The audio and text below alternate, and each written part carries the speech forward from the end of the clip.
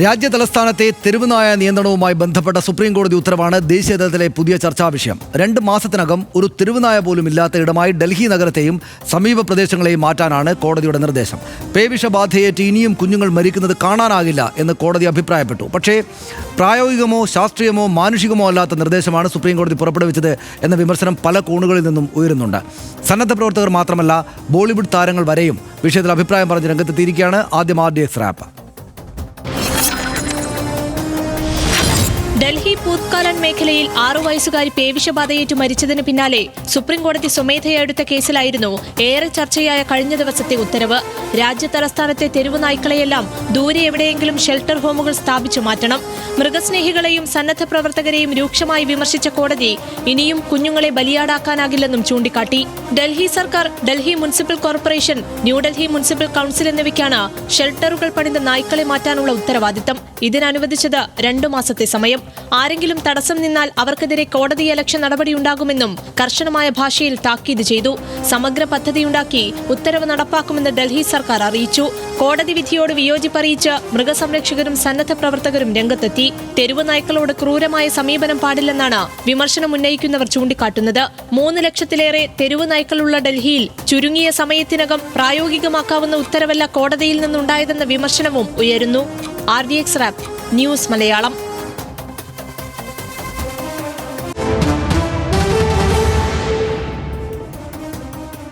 കേരളത്തിലെയും ഏറ്റവും വലിയ പൊതുജനാരോഗ്യ വിഷയമാണല്ലോ തെരുവുനായ പ്രശ്നം. ഡൽഹി തെരുവുകളിലെ തെരുവുനായകളെ നാടുകടത്താനാണ് വിധിയെങ്കിലും കേരളത്തിലെ സാഹചര്യത്തോട് ചേർത്ത് വെച്ചും ചർച്ചകൾ തുടങ്ങിയിട്ടുണ്ട്. തദ്ദേശ സ്വയംഭരണ വകുപ്പ് മന്ത്രി MB രാജേഷിന്റെ പ്രതികരണം വന്നു. ABC കേന്ദ്രത്തിന് പോലും അനുമതി കിട്ടാത്ത സാഹചര്യം നിലനിൽക്കെ ഇനി സുപ്രീം കോടതി വിധി കേരളത്തിന് ബാധകമാക്കിയാലും നടപ്പാകുമെന്ന് കരുതുന്നില്ല എന്ന് മന്ത്രി പറഞ്ഞു. ABC ചട്ടം പൊളിച്ചെഴുതാൻ കേന്ദ്രം തയ്യാറാകണമെന്നും അദ്ദേഹം ആവശ്യപ്പെട്ടു.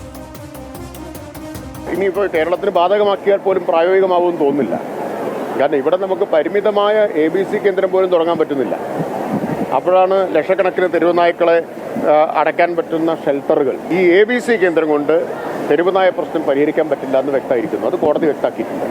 അപ്പോൾ അതുകൊണ്ട് കേന്ദ്ര ഗവൺമെൻറ് ഈ പശ്ചാത്തലത്തിൽ ഈ ABC ചട്ടം പൊളിച്ചെഴുതണം. തെരുവുനായ പ്രശ്നം പരിഹരിക്കാൻ പുതിയ നിയമം കൊണ്ടുവരികയാണ് ചെയ്യുന്നത്. നമുക്ക് മറ്റ് വിശദാംശങ്ങൾ പെട്ടെന്ന് പരിശോധിച്ച് വരാം. മുഴുവൻ തെരുവുനായ്ക്കളെയും പിടികൂടണമെന്നാണ് കോടതി സുപ്രീം കോടതിയുടെ നിർണായക ഇടപെടലുമായി ബന്ധപ്പെട്ട് വന്നത്. എല്ലാ തെരുവുനായ്ക്കളെയും പിടികൂടണം, ദൂരെയുള്ള ഷെൽട്ടറിലാക്കണം എന്ന് കോടതി ആവശ്യപ്പെട്ടു. പിടികൂടിയതിനു ശേഷം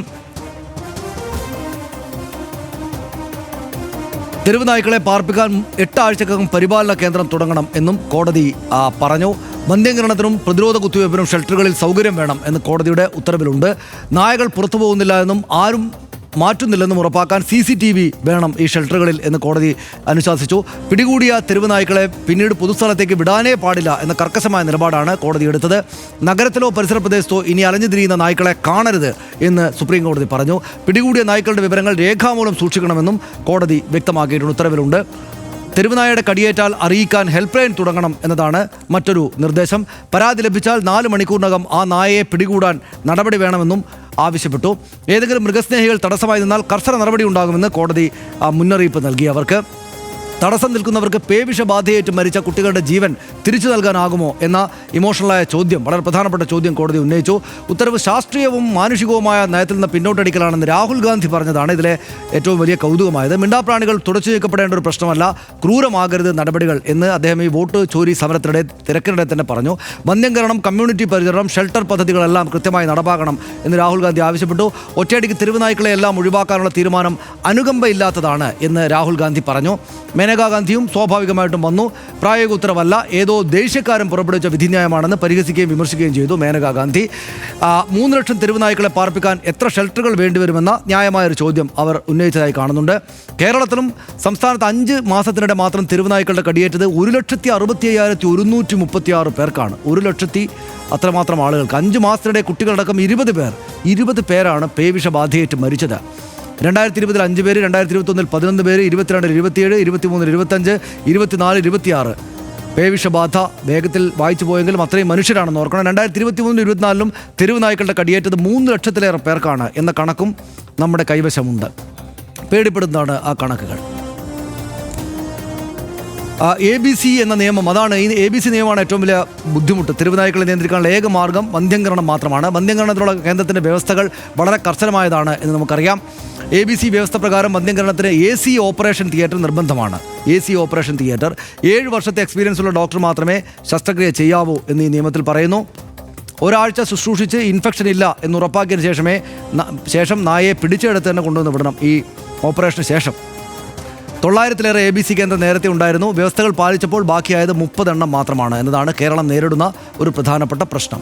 വാക്സിൻ ഫലപ്രദമാണ്. നാഡിയിലൂടെ സഞ്ചരിച്ച് തലച്ചോറിലെത്തുന്നതാണ് റാബിസ് വൈറസിൻ്റെ സ്വഭാവം. ഈ തെരുവുനായ കടിച്ചാൽ അല്ലെങ്കിൽ പേപ്പട്ടി കടിച്ചാൽ മുറിവേൽക്കുന്ന ശരീരഭാഗം, മുറിവിൻ്റെ ആഴം എന്നിവ നിർണായകമാണ് എന്ന് ഡോക്ടർമാർ ചൂണ്ടിക്കാട്ടുന്നു. കുട്ടികൾക്ക് ഉയരം കുറവായതിനാൽ കടികിട്ടുന്ന തല, മുഖമടക്കമുള്ള ഭാഗങ്ങളിലാണ് ഇന്ന് ഇതിനകം നമുക്കറിയാമത് അത്തരം നിർദ്ദേശങ്ങൾ. വാക്സിൻ്റെ പ്രതിരോധം പ്രവർത്തിച്ചു തുടങ്ങും മുമ്പ് തന്നെ വൈറസ് സജീവമാകും. അതാണ് ഇതിനെ വളരെ അപകടകാരിയാക്കുന്നത്. വാക്സിൻ സൂക്ഷിക്കുന്നതിലും കുത്തിവെക്കുന്നതിലും ഉയർന്ന ജാഗ്രത വേണം എന്ന് നമുക്കറിയാം. കേരളത്തിന് പ്രത്യേകമായിട്ടും അറിയാം. കടിയേറ്റ ഉടൻ ചെയ്യുന്ന പ്രഥമ ശുശ്രൂഷ വൈറസ് ബാധ തടയുന്നതിൽ നിർണായകമായതാണ് എന്ന് ആരോഗ്യവകുപ്പ് നിർദ്ദേശം നൽകുന്നുണ്ട്. അങ്ങേറ്റം ന്യായമായൊരു കാര്യം കോടതി പറഞ്ഞു. ഇവരെ എല്ലാവരും കൂട്ടത്തോടെ കൊന്നുകളയാനല്ല പറഞ്ഞത്. അതെ, തീർച്ചയായും. പക്ഷേ ഈ നിർദ്ദേശങ്ങളൊക്കെ പ്രായോഗികമാണോ എന്നുള്ള ആശങ്കയാണ്. കാരണം കോടതിക്ക് ആശങ്കയുണ്ട്. ആശങ്കയിൽ നിന്നുള്ള പരാമർശങ്ങളാണ് ഇപ്പോൾ കോടതിയുടെ ഭാഗത്തു നിന്ന് വന്നിരിക്കുന്നത്. ഏറ്റവും ഭീകരമായ മരണം പേവിഷബാധയേറ്റുള്ള മരണമാണ്. ലോകത്തിലെമ്പാടുമുള്ള പേവിഷബാധയേറ്റുള്ള മരണങ്ങളിൽ 36%, ആലോചിക്കുക, 36% ഇന്ത്യയിലാണ് നടക്കുന്നത്. അപ്പോൾ തീർച്ചയായും അടിയന്തരമായ ഇടപെടൽ കോടതിയുടെ വേണം, മാത്രമല്ല ഭരണകൂടത്തിൻ്റെ വേണം.